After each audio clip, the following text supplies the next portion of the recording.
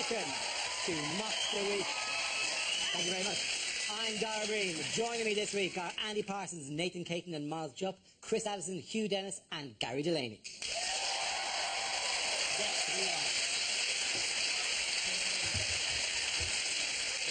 We start tonight with our round called Headliners. Here's a picture of some powerful people getting together this week. But what does LAGS stand for? Is it Leaders Admire Glossy Surface? Is it how David Icke sees the G8? Lizards, aliens, Germans, sociopaths. Yeah. a brief concession to reality from David there. Is it Lonely Angler Goes Speed Dating? Is it? It's probably just Cameron describing what's going to happen, isn't it? He's probably going, later, after globalisation, strippers. Is it Leaders Assembled for Gangnam Style?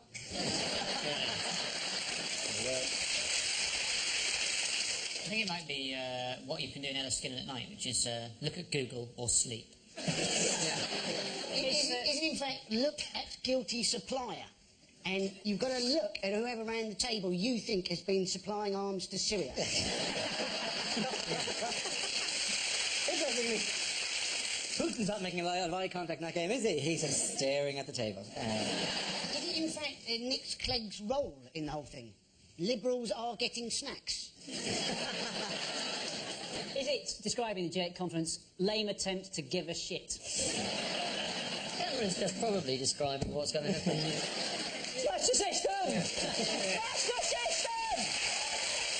Yeah. Well done. After we've been paid. Yeah. Citizen Edison. But is it just leaders all gather somewhere?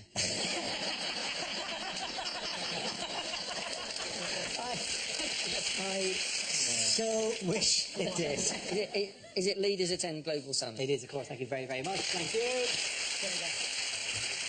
Yes, the answer I was looking for was Leaders Attend Global Summit. This is news that David Cameron has played host for world leaders at the G8 Summit in Enniskillen, Northern Ireland. The two-day event saw the leaders discuss Cameron's proposals for a crackdown on tax havens, EU and USA trade arrangements and the conflict in Syria. Well, as Cameron and indeed the people at Enniskillen were the good hosts. The hotel they're holding this summit in is bankrupt. They're holding a summit to fix the global financial crisis in a hotel bankrupted by the global financial crisis. It's like holding a session for a drug user in Charlie Sheen's bathroom.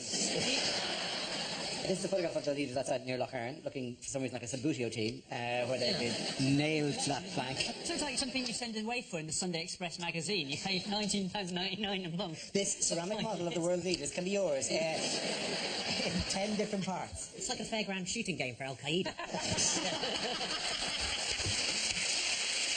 They were holding it in Northern Ireland, weren't they? And I suppose one of the advantages of holding it in Northern Ireland is if they do have any anti-G8 protesters, people in Northern Ireland are just going to laugh at them, aren't they? You know, call that a protest. We'll show you a protest. Well, it's good for the protesters themselves, because I would imagine Northern Ireland's one of the best places to find a cheap second-hand balaclava. I did a tour last year and I was talking about the riots in London, and there was a point where I would go, did you see the riots to the audience? You know, and no, it's not in Derry they went, riots? My hole. Genuine civic pride in how much better their riots were than the riots. One bloke shouted, that was a shopping trip. And the reason I brought it up always is because there's one thing when it comes to riots, and this may have been like in their mind, there's one thing that they have in Northern Ireland that the rest of the UK don't have when it comes to riots. Do you know what it is? A loyalty card? No. Hello, John. Hello, yeah, back again. Luton, you again. Yeah. A genuine grievance? No, a piece of equipment. It's actually the UK's, but they're all stored in Northern Ireland. It's water cannons. It's water cannons. But they can make those friendlier by popping a Barocca in. If you put a Barocca into a water cannon... Just get friendly foam, like a disco, everyone would love it. So it'll be orange, it might be a bit antagonistic. Yeah. All of the UK's water cannons are stored in Northern Ireland. The funny is, if you ask that in Northern, everyone in Northern Ireland knows that. If you ask, hey, why were there no water cannons in the London riots? Everyone in Northern Ireland knows what. But if you ask in, say, Northampton, why were there no water cannons in the London riots? The genuine first answer was hosepipe ban. As if they didn't use it in case middle-class people pretended to riot to get their... Oh, come on, I'm rioting! Yeah. I'm rioting near the Begonias! I'm rioting what's been banned for the first time in the G8? Wives. There are no partners or anything. No partners. Golfing resort, Ireland. It sounds more like a stag do than a summit. Michelle Obama stayed in Dublin, I think, didn't she? And they went to a river dance. Is that still on in Dublin? No, actually, we must have put it on specially. Literally, I think they went, what are we going to do? I do need some dancers still lying around, you know, in parks with the legs still moving. Just looking for, we'll dance for cash with no time. Really? The Obamas think that the reason that in Riverdance they only use the lower half of the body to dance with is because in Ireland all the arms have been decommissioned. I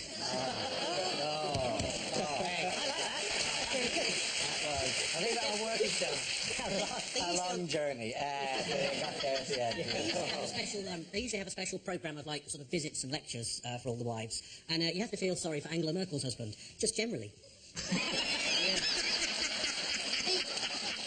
Oh, Joe Merkel.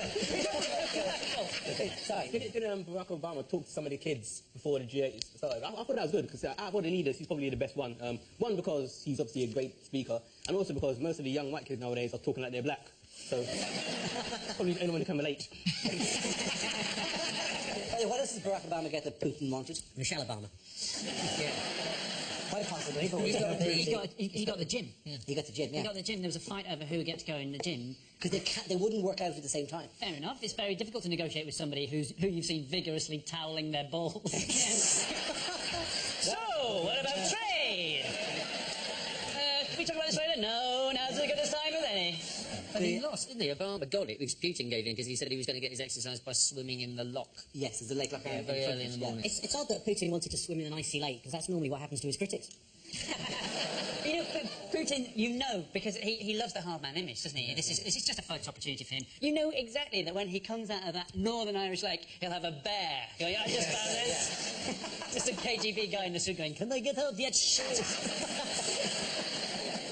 What tax reforms have they agreed? They have agreed, basically, that they should do more with tax havens, and they should be more transparent. There's always ways around it, though, isn't there? I mean, Jimmy Carr's registered as a Channel Island. I think he's literally registered as a Jimmy Carr. He just pays road tax.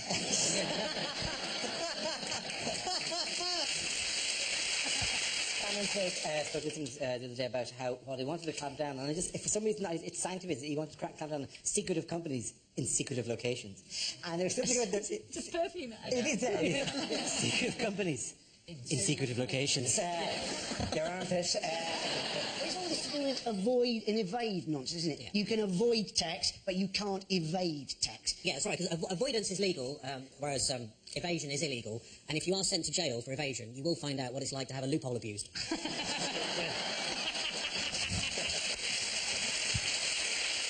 In other news, why might this be affecting children? The story is that there's concern that Lego minifigures are becoming angrier.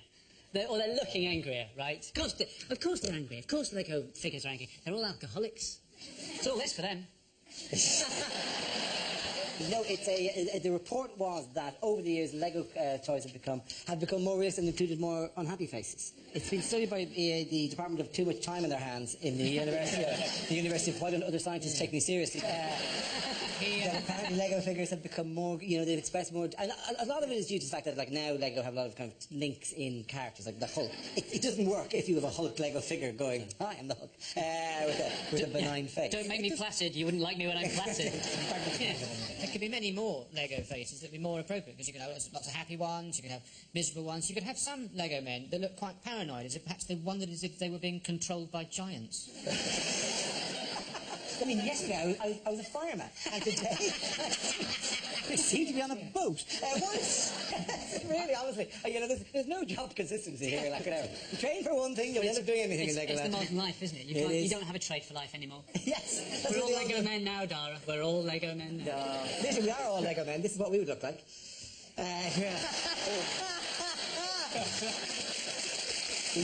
Okay. Three of us look ridiculous, and Andy looks like Lego Colombian drug dealer. Well, Hugh looks like George Michael. Yeah. That's exactly. That image is exactly what I think of when I'm trying to delay orgasm. I wish I could agree. Get that round. Chris, you and Gary are the winners! Now we play a round called It Must Be Something IG8. This game involves not Nathan, acceptable. Gary and Miles, so if you could make your way to the performance area, please. This round is a stand-up challenge. I launch a wheel of news, and wherever it chooses to stop, one of our performers must step forward and talk about that subject. The winner is whoever I think is the funniest. Okay, here we go. Let us spin the wheel. The first subject is showbiz. Who wants to come in that? Miles Joe. Well, what can I tell you about show business? Almost nothing. No, in fact, it's very nice to see an audience.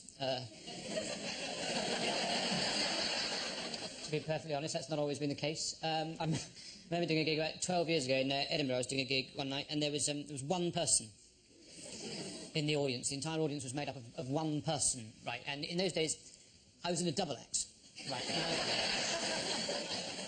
If you're in an opera or something and you and the orchestra outnumber the audience, there is possibly some dignity involved. If you're in a double act and you outnumber the audience, that is pretty much the bleakest thing that can happen.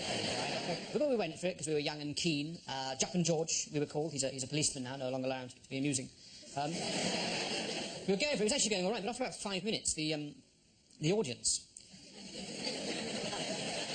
he put his hand up, and we said, what is it, Joe? He said, I'm really sorry to do this to you, but I have to go to the lavatory. We had to wait for him to come back.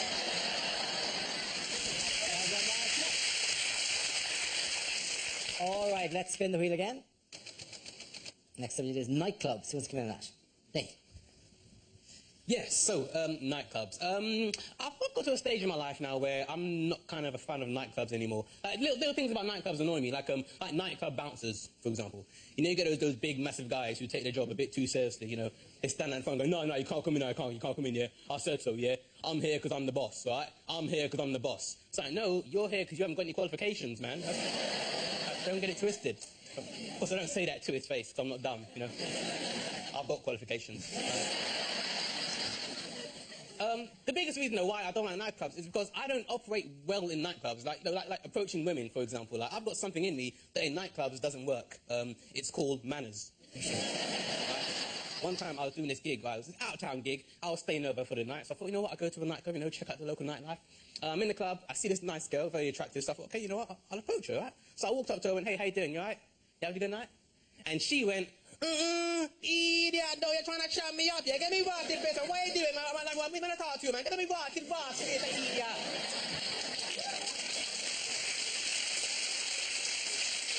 I was like, what the hell? Listen, calm down. Firstly, all I did was say hello, trying to make polite conversation. And secondly, you're a white girl in a nightclub in Cornwall. Thank you very much, Nathan. So that leaves us with Gary. Let's see what you've been left with. Let's spin the wheel. And relationships. Sorry. That does actually look like me and my girlfriend. Apparently, in Norfolk, the marriage guidance service is called Related. My girlfriend says I'm not very romantic. The other day we were kissing on the sofa. She said, how about we take this into the bedroom? I said, OK, you get the other end. When she suggested we try playing doctors and nurses, I was really hoping for something sexier than being left in a corridor for 2 days. My girlfriend and I are trying for a baby. Her mom's agreed to help out, just till I get hard.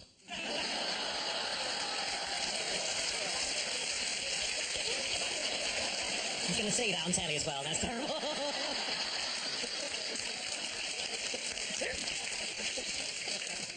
They always say you'll find the love of your life when you're not really looking, which was true, but by then I'd run her over. I've been trying to persuade my girlfriend to sexually stimulate me with her keyring, but she just keeps fobbing me off, so... When I heard you could now be a sperm donor by post, I came in a jiffy. I went to a swingers club. The doorman goes, it's £15 to get in, or you can pay £20, that includes a meal. I paid £20, I went in. This oiled, naked guy comes up to me and goes, hello, my name's Emil.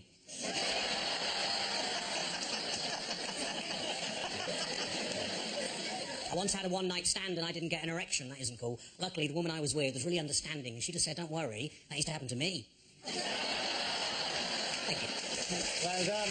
And that point's going to go to the lady. Come on back.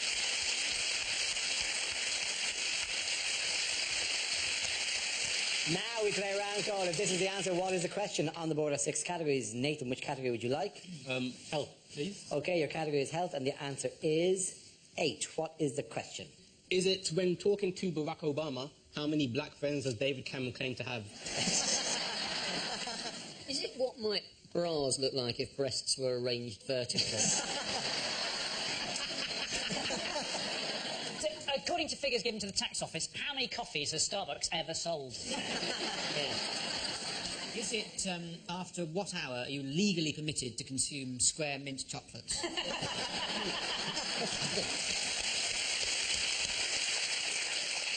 Is it how many times has Julian Assange watched the complete DVD collection that the Ecuadorian embassy has?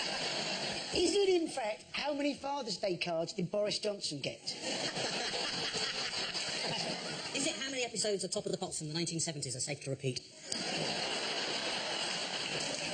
Is it how many thousand people are looking at this thinking, why is Lamar doing comedy?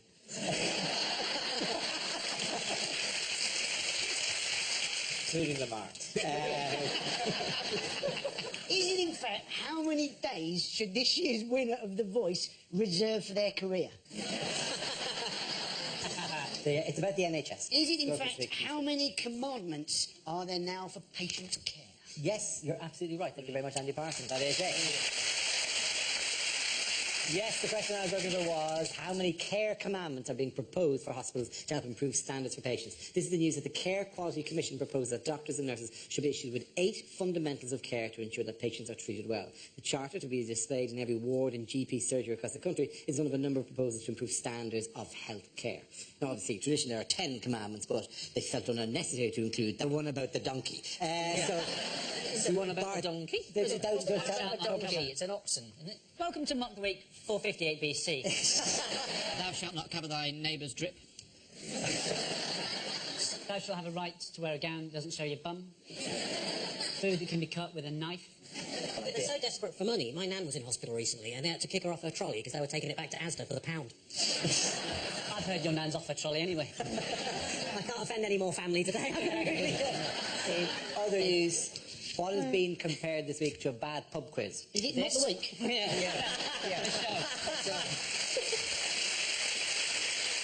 That is the least of the things that's been said about It's this. the UK citizenship test. It is isn't citizenship test, yes. It's been part of the problem. The questions are too trivial, they said, right? So I think they should just ask them, like real British questions, like, for example, what scares you more, terrorism or snow? Snow? Welcome to the country. I'll give some examples of the question, right? Just so you get the idea of what stuff is being asked. And the problem is, you cherry pick any of these, you can make it all seem ridiculous. But they're quizzes, stuff like this. Which of the following statements is correct? The Mouse Trap is a play that's been running in London's West End since 1952, or it's an environmental policy aimed to prevent mice from destroying crops. I like the way that it's like an ad for the Mouse Trap, which needs, you know. Other questions: which sport can be traced back to 15th century Scotland? Surfing, Formula 1, golf, or motorbike racing? These are the actual questions. These are actual questions off the test. But this isn't like a bad pub quiz. This is like one of those quizzes at the end of before the break on ITV. Yeah. It is very, very difficult, though, isn't it? Because you've got to decide what to do with immigration. Everybody's got their different views on it. And the thing is that you have to make sure that people are going to fit in. And I had this fantastic conversation with this bloke this week who went, what I should do is I should just ask one question. Right? I should say, should there be immigration? And if they say no, you should let them in. Well, they should have been if midway through the test, it would stop and go, okay, you've got Welsh citizenship. Do you want to...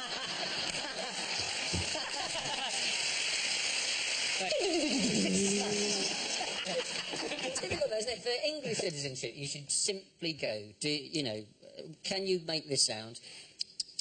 I think all they need is, rather than a test, they should give them more that crib sheet they give to Indian call centre workers. You know, hello, this is Tony. No, it's not Tony. What's the weather there like, Tony? Rainy. Yes. We've been funded. Shut it down. Move to Lahore, open it up again. So, yeah. Which publication did Charles and Camilla feature in recently? Readers' Wives. Very much not, no. They're in the Beano, so that's 2 outmoded institutions for the price of 1. That's right, they've got a new strip called Lord Snooty and his homeopath. Yes, that's in the Beano, yes, celebrating their 75th anniversary. Hang on, what was that? Put that back up again. What the hell was that? You just popped up. No, not that one. Don't the one you hid from us. Show us that one Yes. again. We've Show not us that seen it. one again. We've seen it. You've... No, That! The hell was that? When were you planning to run that one in? Some of us come out of that really badly. Andy appears to be a baby. He's tiny. Andy's a baby. I think we Minnie the Minx or something like that. I am huge. I'm like a giant. You look like You look like Sigourney White- Weaver or something. Which one is this holding the love beads? Because they ain't going anywhere near me. Well, You look a bit like Wayne Rooney. no, we're all the losers there. Wait, that's been done by the person who actually draws those things. Yes. Why are we losers? Surely that's a life Why win. would you look at me? I'm like a tree. Laura. I'm a tree with a potato with a smaller potato hovering on top of that Listen, potato. they've given me a chin that makes me look like a stealth bomber. Okay, at the end of that round, the point's got Andy, Nathan and Miles. Now we've come to scenes we'd like to see, so if everyone can make their way over to the performance area, I'll read out this week's topics, and then we'll see what our panelists can come up with. Okay, here we go. The first subject is unlikely things to hear on radio. You're listening to Radio U3, the cream of the 1970s, broadcasting live from Pentonville. This is Jazz FM. You're listening by mistake. This is the breakfast news. The Prime Minister had porridge, the Home Secretary had muesli. My pals are giving me so much bloody grief. No. You're listening to Smooth FM. This is the Somali shipping forecast. Don't go out there! This is Magic FM. Pick a frequency, any frequency.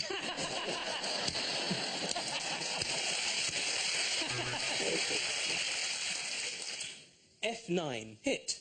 A2, miss. C3, hit. That was a battle shipping forecast.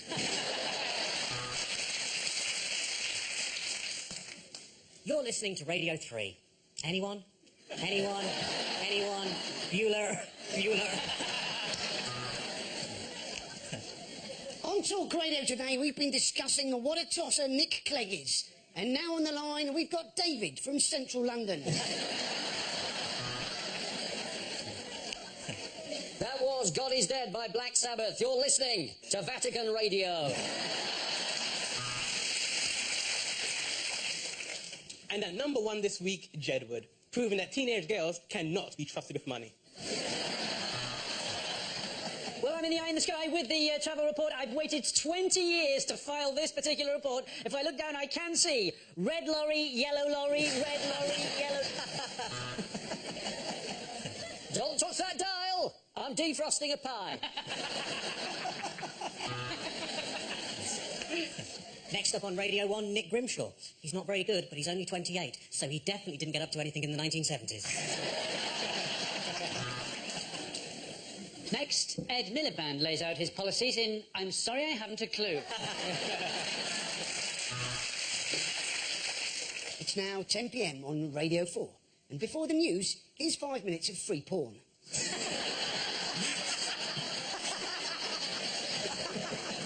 Okay, the next topic is things you wouldn't hear on a science documentary. My favourite element is helium. I can't speak highly enough of it. The solar system is so vast that it could comfortably accommodate your mum. The most fascinating thing is, if you really spend enough time looking at the alignment of the stars, your wife will leave you. They call it dark matter. Well, whatever it is, I've tried to flush it 4 times, it's still bloody there. The light from this new, distant planet takes so long to get here that we're actually seeing things that happened years ago. And that's why scientists have named it Dave.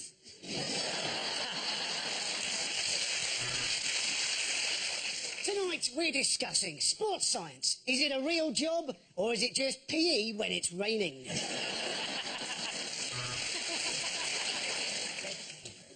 In our next experiment, we're going to prove that putting Dara O'Brien in a room full of young people still doesn't make science interesting. I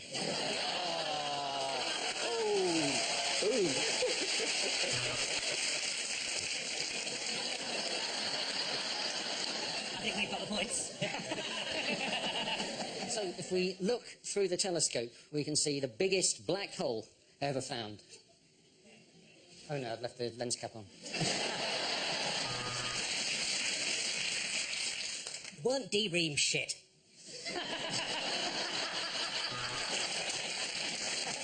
How does your granny stair lift work? Well, it's all to do with nanotechnology. No, Nigel, that's not how you make a test tube, baby. Get your penis out of the test tube.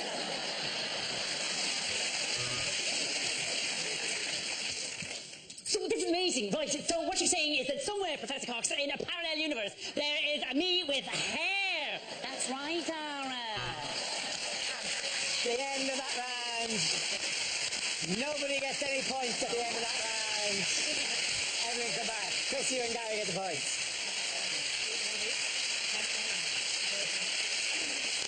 And that's the end of the show. This week's winners are Chris Anderson, Hugh Dennis and Gary Delaney. Commiserations to Andy Parsons, Nathan Caton and Miles Jock. Thank you for watching. I'm Dara Breen. Good night. And Gary Delaney returns to Mock the Week as a guest next week alongside Holly Walsh and Josh Widdicombe. That's next Thursday at 10.